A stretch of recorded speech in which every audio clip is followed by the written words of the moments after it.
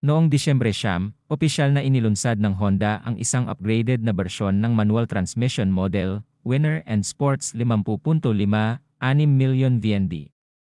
Kumpara sa nakaraang henerasyon, hindi nagbago ang presyo ng Winner X 2024 sa mga tuntunin ng disenyo. Ang motor ay patuloy na nagtataglay ng isang malakas, pabago-bagong disenyo na may tuloy-tuloy na mga linya at anggulo sa buong katawan.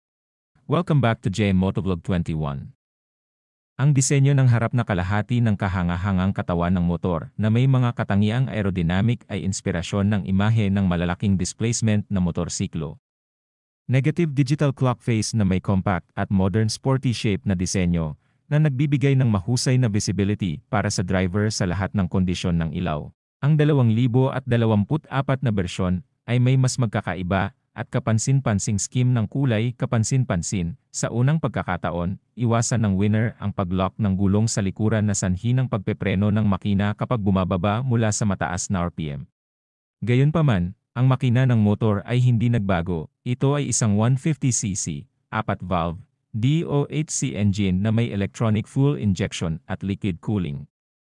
Ang makina ay may lakas na 15.4 horsepower at 13.5 newton ng torque sa 6,500 RPM.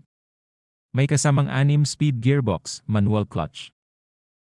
Kasabay nito, ang motor ay nilagyan ng front wheel, ABS braking system sa dalawang espesyal at sport na bersyon.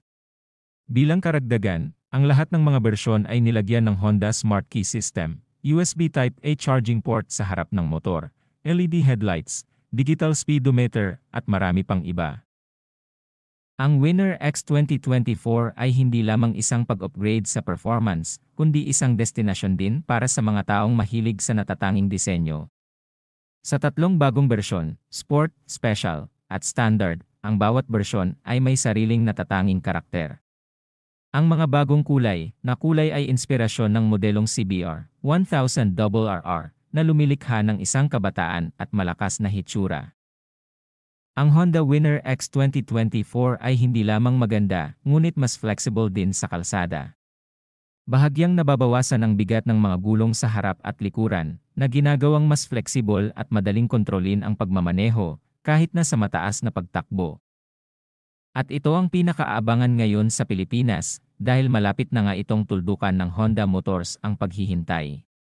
Abangan ang update natin sa pagdating ng Honda Winner X 2024 ngayon sa Pilipinas. Maraming salamat at paalam.